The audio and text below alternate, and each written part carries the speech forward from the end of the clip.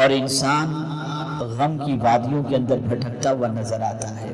پیغمبر رحمت صلی اللہ علیہ وسلم کی بارگاہ بیکس پناہ میں ایک صحابی حاضر آئے اور آقا کریم صلی اللہ علیہ وسلم سے عرض کرتے ہیں، یا رسول اللہ صلی اللہ تعالی علیہ وسلم، مجھے جتنا وقت ملتا ہے اس میں سے میں ایک تہائی وقت آپ کو درود شریف پڑھنے میں خرچ کرتا ہوں، کیا سرکار بہتر ہے اتنا پڑھنا؟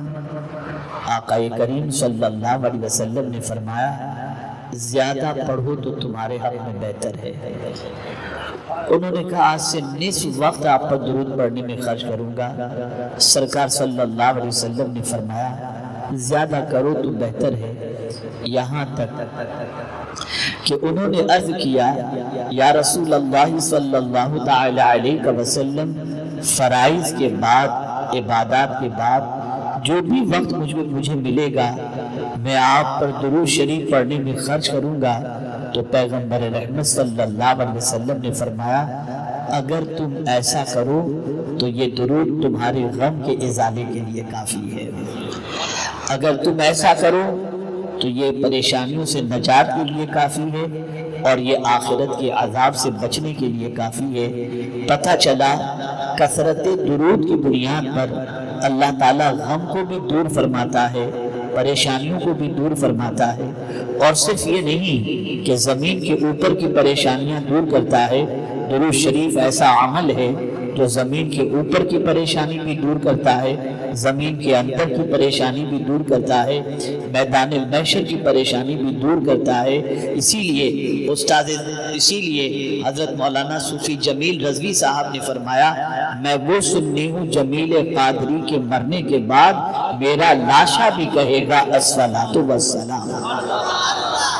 اور میرے پیارے آقا صلی اللہ تعالی علیہ وسلم کے پیارے دیوانوں، یاد رکھیں اور اچھی طریقے سے یاد رکھیں، جو اپنے نبی کو کثرت سے یاد کرتا ہے، جو اپنے نبی پر کثرت سے درود پڑھتا ہے، تو اعلیٰ حضرت عظیم البرکت امام عشق و محبت کہتے ہیں، ان کے نثار کوئی کیسے ہی رنج میں ہوں، جب یاد آ گئے ہیں سب غم بھلا دیے ہیں۔ تو میرے پیارے آقا صلی اللہ علیہ وسلم کے پیارے دیوانوں، درود شریف بہت بڑا عمل ہے، اور درود شریف اللہ عز و جل کو بے پناہ پسند ہے۔ آئیے ایک چھوٹی سی بات توجہ سے متعلق آپ کو میں سمجھاتا ہوا چلوں۔ میرے پیارے آقا صلی اللہ علیہ وسلم کے پیارے دیوانوں، میں نے آپ کو درود پڑھایا، آپ نے درود پڑھا، آپ یہاں پر حاضر ہیں، ممکن ہے چہرہ آپ کا میری طرف ہو، چہرہ آپ کا سید صاحب کی طرف ہو، چہرہ آپ کا علماء کی طرف ہو، لیکن دھیان کہیں اور ہو، سوچ کہیں اور ہو، اور توجہ کہیں اور ہو، تو ہوگا یہ کہ آپ سے جو بات کہی جائے گی وہ آپ کے کانوں تک نہیں پہنچے گی، آپ کے دل تک نہیں پہنچے گی، بلکہ وہ آپ کے کانوں سے ٹکرا کر باہر ہی رہ جائے گی، اس لیے کہ آپ سننے کے موڈ میں نہیں ہو، آپ کی توجہ اس طرف نہیں ہے۔ آپ جانتے ہیں توجہ کو اللہ اور اس کے رسول کے ذکر کی طرف رکھنا کیوں ضروری ہے؟ کیا توجہ کی بنیاد پر ثواب ملتا ہے؟ کیا توجہ کی بنیاد پر فائدہ ملتا ہے؟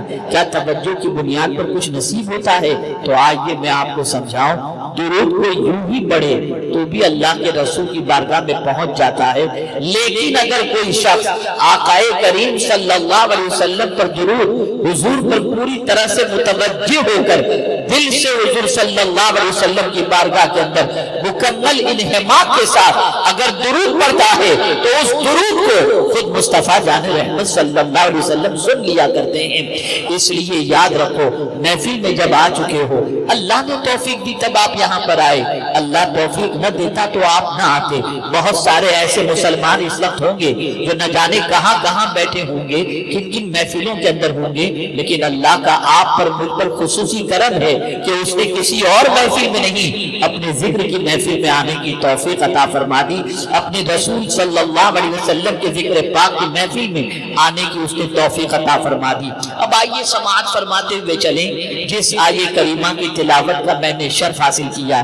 میرے پیارے آقا صلی اللہ علیہ وسلم کے پیارے دیوانوں، اللہ رب العزت کی بارگاہ میں دعا ہے کہ پروردگار مجھے حق کہنے اور آپ سب کو حق سننے کی توفیق عطا فرمائے۔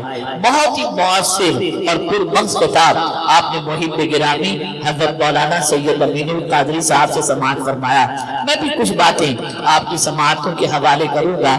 وہ آج کا جو میں نے آویزہ دیکھا اور عنوان دیکھا وہ اصلاح معاشرہ ہے۔ اصلاح کس چیز کی جائے؟ معاشرے کی اصلاح کی جائے یا انسان کی اصلاح کی جائے؟ آئیے میں آپ کو سمجھاتا ہوا چلوں۔ آج پورا انسان بگڑا ہوا ہے، سر کے بالوں سے لے کر پیر کے ناخن تک انسان کی زندگی تباہی کے تہانے پر ہے۔ آوارگی کے راستے پر آج کا انسان جاتا ہوا نظر آ رہا ہے۔ بد کرداری کے دھبے اس کے دامن پر لگتے ہوئے نظر آ رہے ہیں۔ برائیوں سے اس کو اتنی انسیت ہو چکی کہ اب برائیوں میں دل لگتا ہے، نیکیوں میں دل نہیں لگتا۔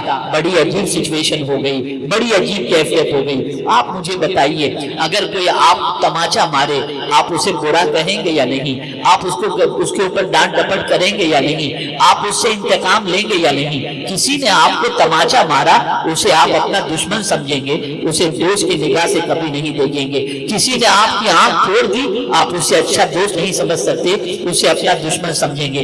کسی نے آپ کی ٹانگ توڑ دی آپ اسے اپنا دوست نہیں سمجھیں گے، اسے اپنا دشمن سمجھیں گے۔ آپ اسی طریقے سے اندازہ لگائیں، وجود آپ کا ہے، ہاتھ آپ کا، پیر آپ کا، آنکھ آپ کی، زبان آپ کی، کان آپ کے۔ اگر آپ کے ان اعضاء کو کوئی تکلیف پہنچاتا ہے آپ اسے اپنا دوست نہیں کہیں گے، اسے دشمن کہیں گے۔ اگر میں قرآن کی روشنی میں اس وقت سمجھانا چاہوں تو میں یہ کہنے میں حق بجانب ہوں، آج کا مسلمان خود اپنا دشمن بنا ہوا ہے۔ آج کا مسلمان خود اپنا دشمن بنا ہوا ہے، اور یہ میں اپنی مرضی سے نہیں کہہ رہا، میں قرآن کی روشنی میں کہہ رہا ہوں۔ قرآن کہتا ہے وَمَن يَكْسِبْ إِثْمًا فَإِنَّمَا يَكْسِبُهُ عَلَى نَفْسِهِ،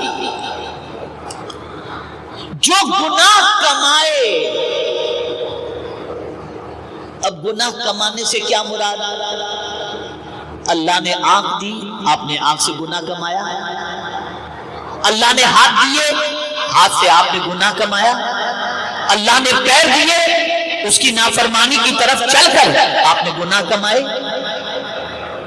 اللہ نے آنکھ دی گندی چیزوں کو دیکھ کر غیر محرم کو دیکھ کر آپ نے اپنی آنکھ سے گناہ کمایا، ہاتھ دیا کسی مظلوم کو سہارا دینے کے لیے لیکن ہاتھ سے آپ نے کسی بے گناہ کو تماچا مارا آپ نے گناہ کمایا۔ اپنے وجود کو قانون الہی اور قانون رسول صلی اللہ علیہ وسلم کے خلاف استعمال کرنا یہ گناہ کمانا ہوا۔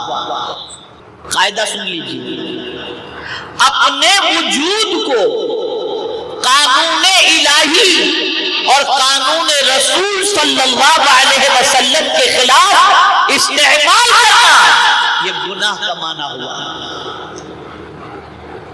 اب اگر کوئی آنکھ سے گناہ کرتا ہے تو میرے پیارے آقا صلی اللہ تعالی علیہ وسلم کے پیارے دیوانوں وہ گناہ کما کر کیا کرتا ہے؟ فَإِنَّمَا يَكْسِبُهُ عَلَى نَفْسِهِ،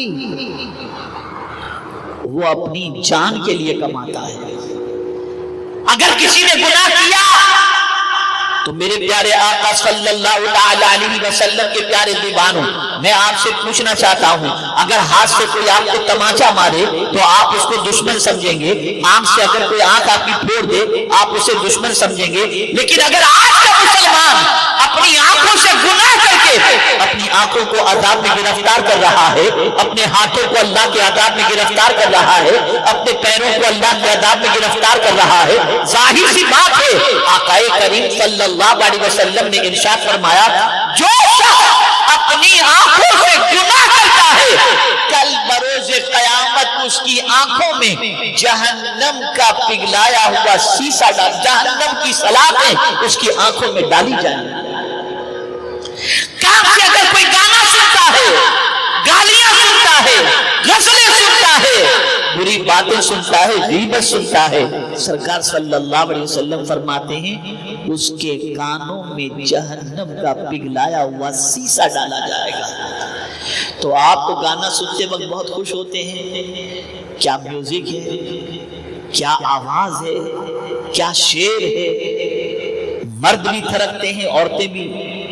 کبھی کبھی تو ایسا ہوتا ہے کہ گانے سن کر مرد بھی روتے ہیں، عورتیں بھی روتی ہیں، اور اس کا رواج اتنا بڑھ گیا کہ اب کوئی لمبا سفر ایسا نہیں جو بغیر گانے کے طے ہو سکے۔ گاڑی میں گانا لگا دو، ٹائم پاس ہو جائے گا۔ گھر میں گانے، گاڑی میں گانے، شادیوں میں گانے۔ آپ یہ سمجھ رہے ہو کہ آپ اچھا کام کر رہے ہو، آپ یہ سمجھ رہے ہو کہ آپ کو لذت مل رہی ہے، لیکن یہ لذت نہیں، آپ خود اپنے دشمن ہو، اپنے لیے اللہ کے عذاب کو اپنے اوپر لازم کر رہے ہو۔ ان گناہوں کی بنیاد پر اللہ رب العزت اپنے عذاب کے اندر گرفتار فرمائے گا۔ وَمَن يَكْسِبْ إِثْمًا فَإِنَّمَا يَكْسِبُهُ عَلَى نَفْسِهِ۔ ظاہر سی بات ہے، آج لوگ بے چین کیوں ہیں، آج لوگ بے قرار کیوں ہیں؟ وجہ سب سے بڑی یہ ہے کہ آج کا انسان گناہ میں ڈوب گیا، آج کا انسان بدکرداری میں ڈوب گیا، آج کا انسان برائیوں میں ڈوب گیا۔ کل تک جو گناہ کرنے کے لیے انسان ہچکچاتا تھا، آج وہ گناہ انسان کے معاشرے کے اندر ضرورت بن کر کے داخل ہو گیا۔ کل تک اگر کسی کی بیٹی کو کوئی نگاہ اٹھا کر دیکھے تو ماں اور باپ اس کی آنکھیں نکالنے کے لیے تیار ہو جاتے، اور آج کی مائیں اور باپ خود اپنی بچیوں کو بولتے ہیں کہ بیٹی دیکھنا، اگر کسی سے کوئی محبت وغیرہ کرنا ہو تو ذرا دیکھ لینا پیسے والا ہے یا نہیں، ورنہ تیری زندگی اور فیوچر برباد ہو جائے گا۔ اور اگر رشتہ تو جو ماں کل تک کسی غیر کے ساتھ اپنی بیٹی کو دیکھنا گوارا نہیں کرتی تھی، وہی ماں اپنی بیٹی کو اپنے بیٹی کے منگیتر کے ساتھ بائک پر گھومنے جانے کی اجازت دیتی ہے، باتیں کرواتی ہے، رنگ سیریمنی ہوتی ہے، شادی سے پہلے ایک دوسرے کو انگوٹھی پہنا کر حرام کام کیا جاتا ہے۔ یہ سب وہ کام ہیں جس نے بے چین کر رکھا ہے۔ میں ایسے ہزاروں رشتوں کے بارے میں جانتا ہوں کہ منگنی کے بعد لڑکی کو آزادی دی گئی لڑکے سے ملنے کی، شادی کی تاریخ کے آنے سے پہلے روزانہ کی بات چیت کی وجہ سے جھگڑا ہوا، بچی نے کہہ دیا میرا اس کے ساتھ جم نہیں سکے گا، انڈرسٹینڈنگ نہیں ہے، ماں اب میں اس کے ساتھ شادی نہیں کروں گی۔ 6 مہینے 8 مہینے تک اس کے ساتھ گھومتی رہی، اور اس کے بعد بچی نے منع کر دیا یا لڑکے نے منع کر دیا، نتیجتاً رشتہ بریک ہوا۔ اب لڑکی انتظار کر رہی ہے کوئی ملے، لڑکا انتظار کر رہا ہے کہ کوئی ملے، اور دونوں کے بارے میں بدگمانیاں اور دونوں کی برائیاں مارکیٹ میں عام ہونی شروع ہو گئی۔ گناہ اتنے بڑھ گئے کہ غیرت کا جنازہ نکل چکا ہے۔ ماں بیٹھی ہوئی ہے، باپ بیٹھا ہوا ہے، بھائی بیٹھا ہوا ہے، بیٹا اور بیٹی بیٹھے ہوئے ہیں، سیریل دیکھے جا رہے ہیں، پکچر دیکھی جا رہی ہے، گندگی دیکھی جا رہی ہے۔ ایک زمانہ وہ تھا کہ بیٹا اور بہو ماں باپ کے سامنے بیٹھ کر بات کرنے میں شرماتے تھے کہ ہم ان کے سامنے کیسے بیٹھیں، اور آج پتہ نہیں کیا کیا ماں باپ کے سامنے لڑکا اور بہو ایک دوسرے کو پکارتے نظر آتے ہیں اور ماں باپ کہے لگاتے نظر آتے ہیں۔ کیا ہو گیا ہے ہم کو؟ کہاں جا رہی ہماری قوم؟ جن کے کنیز ہونے کا دعویٰ آج کی مسلم عورتیں کرتی ہیں، جانتی ہو آپ؟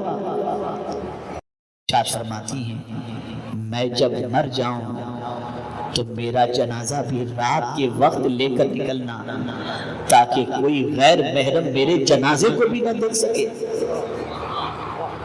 آپ ذرا سوچو، اندازہ لگاؤ۔ اور آج کی عورتوں کا حال یہ ہے، شوہر کے آنے کا وقت ہو تو سر پر بام لگا کر کے بیٹھیں گی، اور باہر کے خرید و فروخت کے لیے جانا ہو تو میک اپ کر کے نکلیں گی۔ جس کے لیے سجنا تھا اس کے لیے بیمار بن گئے، اور جن سے چھپنا تھا ان کے لیے تم بنٹھن کر کے نکل رہی ہو. رشتے ٹوٹ رہے ہیں، اعتماد ختم ہو رہا ہے، آوارگی بڑھ رہی ہے، بدکرداریاں عام ہو رہی ہیں. اگر اس کا سد باب نہیں کیا گیا تو مجھے ڈر لگتا ہے کہ معاشرے میں شاید کوئی پاکیزہ لڑکی مل سکے یا پاکیزہ لڑکا مل سکے.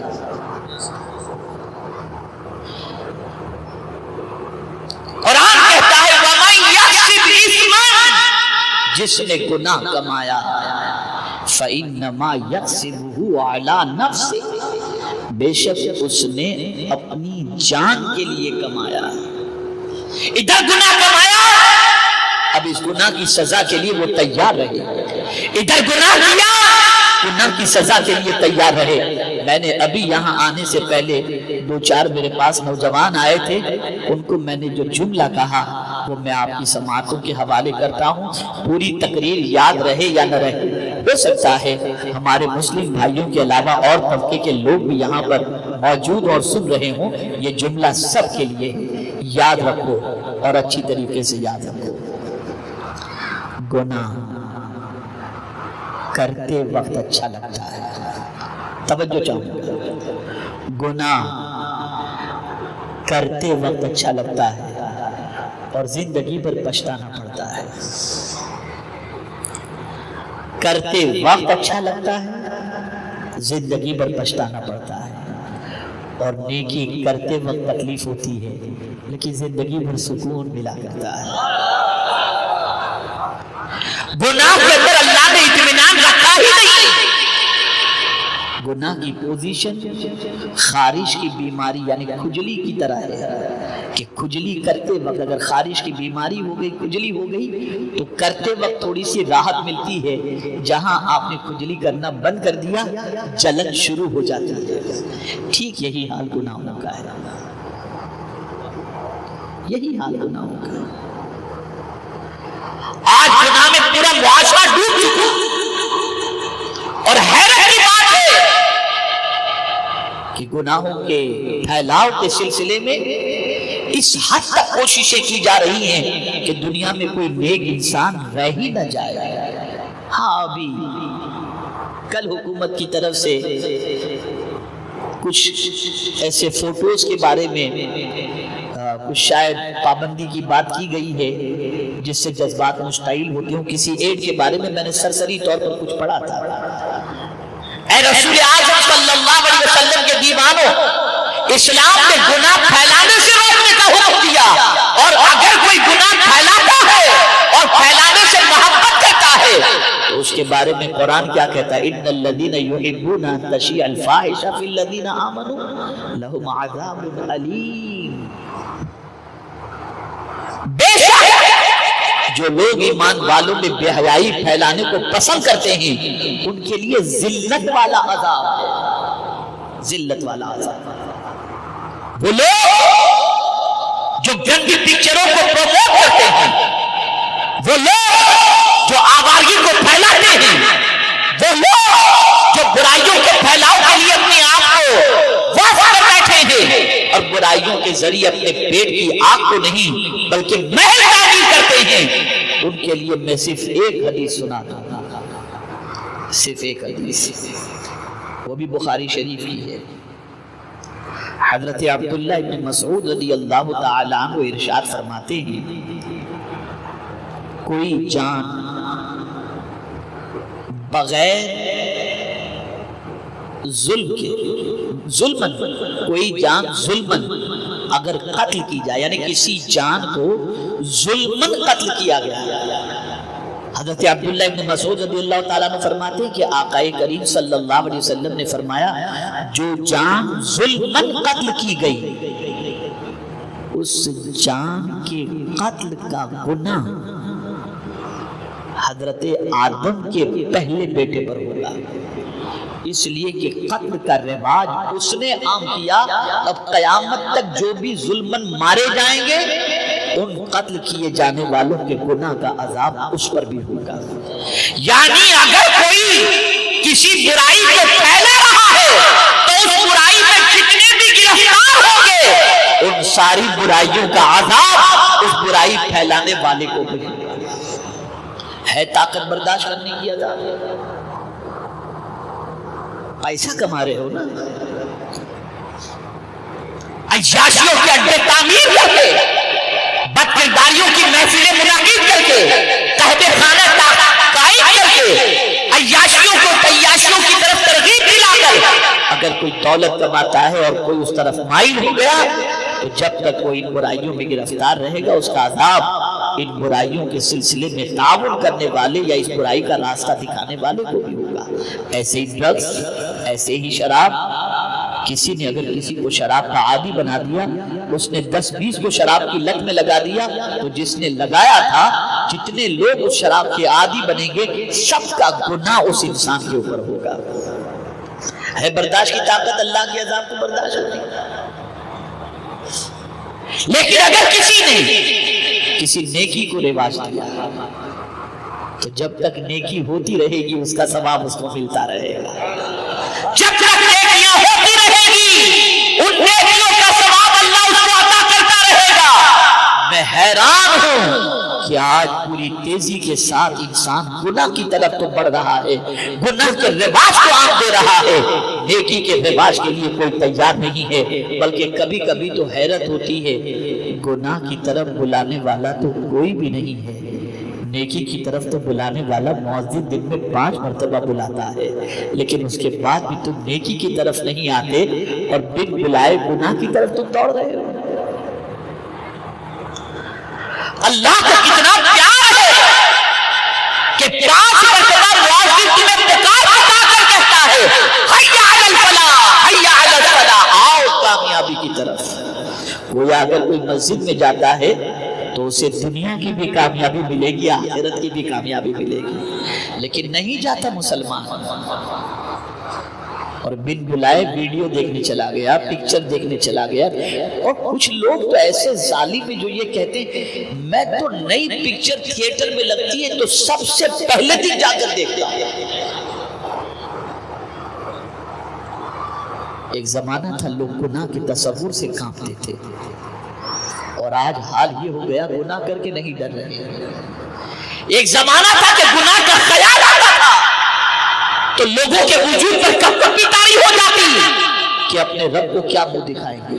آئیے میں آپ کو سمجھاتا ہوا چلوں، سیدنا فاروق اعظم رضی اللہ تعالیٰ عنہ کے دور پاک میں بڑا خوبصورت ایک نوجوان تھا، نمازی تھا، مسجد آتا جاتا تھا، بڑا نیک، بڑا پارسا۔ راستے میں ایک گھر آتا تھا، کئی گھر آتے تھے لیکن ایک گھر ایسا تھا جس گھر میں ایک خاتون رہتی تھی جو اس نوجوان کو روزانہ آتے جاتے دیکھ کر اس عورت کے دل میں نوجوان کی محبت پیدا ہو گئی، اور محبت شعلہ بن گئی۔ اس کے لیے اپنی محبت کو چھپانا اور قابو کرنا ذرا مشکل ہو گیا۔ اب اس عورت نے سوچا کہ کسی بھی طریقے سے اس نوجوان سے میں اپنی خواہش کو پوری کروں۔ چنانچہ ایک دن نوجوان مسجد کی طرف جانے لگا، خاتون نے اس سے کہا ایک مسئلہ آپ سے پوچھنا ہے، لیکن میں راستے میں تو آپ سے نہیں پوچھ سکتی، آپ ذرا کمرے میں چلیں، میں آپ سے مسئلہ دریافت کروں، مجھے آپ جواب عنایت فرمائیں۔ وہ بیچارہ سیدھا سادہ نوجوان تھا، چلا گیا۔ جیسے گھر کے اندر داخل ہوا اس نے کنڈی لگا دی اور اپنی خواہش کا اظہار کیا کہ میں تم کو بہت چاہتی ہوں اور میں اپنی خواہش تم سے پوری کرنا چاہتی ہوں۔ اتنا سننا تھا کہ نوجوان کانپنے لگا۔ نوجوانوں سنو، لڑکیوں کی تلاش میں جو نوجوان گھومتے رہتے ہیں، آوارگی کے لیے لڑکیاں تلاش کرتے رہتے ہیں، چیٹنگ کرتے رہتے ہیں، ڈھونڈتے رہتے ہیں، واٹس ایپ پر، فیس بک پر فرینڈ بنا کر کے ادھر ادھر ملتے رہتے ہیں۔ ذرا سنو، مسلمان ہو نا، ذرا سنو۔ اس نوجوان پر کپ کپی طاری ہوئی، کوئی نہیں تھا، وہ عورت تھی، نوجوان تھا، کپ کپی طاری ہوئی۔ عورت نے کہا کیا بات ہے تم اس طریقے سے کپ کپا رہے ہو؟ تو اس نوجوان نے جواب دیا تم گناہ کی دعوت دے رہی ہو اور میں ڈر رہا ہوں کہ اگر گناہ کر لیا تو اپنے رب کو کیا منہ دکھاؤں گا، اس کے سامنے کیسے حاضر ہوں گا، اس کو کیسے جواب دوں گا۔ جب وہ پوچھے گا کہ میں نے جسم تجھے اس لیے دیا تھا کہ تو گناہ کر، میں کیا جواب دوں گا؟ مجھے اللہ کا ڈر جو ہے کپی تاری کرنے پر مجبور کر رہا ہے۔ عورت قابو کے باہر تھی، اس نے کہا مجھے تو تم سے گناہ کرنا ہے، لیکن اس سے برداشت نہیں ہوا، وہ کپ کپی اس پر تاری تھی، یہاں تک کہ اللہ کا خوف اس پر اتنا غالب آ گیا اس نوجوان پر کہ اس کی روح نکل گئی، روح نکل گئی۔ عورت نے چھپکے سے باہر دروازے پر اسے چھوڑ دیا، لوگ نکلے، دیکھا کہ اس کا انتقال ہو چکا ہے، تدفین ہوئی۔ بعد میں مشہور ہو گیا کہ عورت ہی نے بتا دیا کہ خوف کی وجہ سے اس کی یہ پوزیشن ہوئی، اللہ کے ڈر کی وجہ سے اس کی روح نکل گئی۔ فاروق اعظم کو پتا چلا، سنیے غور سے، فاروق اعظم کو پتا چلا، گئے اس نوجوان کی قبر پر اور قبر کے سامنے کھڑے ہو کر سلام پیش کیا اور ارشاد فرمایا قبر والے سے، نوجوان بتا تیرے ساتھ میرے رب نے کیا سلوک کیا، کیا معاملہ کیا؟ نوجوان نے قبر سے آواز دی، جواب دیا، امیر المؤمنین میرے مولا نے مجھے 2 جنتیں عطا فرما دی، اس لیے کہ اس کا وعدہ حق ہے، وَلِمَنْ خَافَ مَقَامَ رَبِّهِ جَنَّتَانِ، جو اللہ کے خوف سے ڈرا رہا، کھڑا رہا، اللہ تعالیٰ اسے 2 جنتیں عطا فرماتا ہے۔ ایک زمانہ یہ تھا کہ گناہ سے ڈرنا ہماری پہچان تھی، اور آج دور یہ ہو چکا گناہوں میں بالوں سے لے کر ناخن تک ڈوب جانا یہ ہماری پہچان ہے۔ ماں بھیج رہی ہے اپنے بچے کو کالج،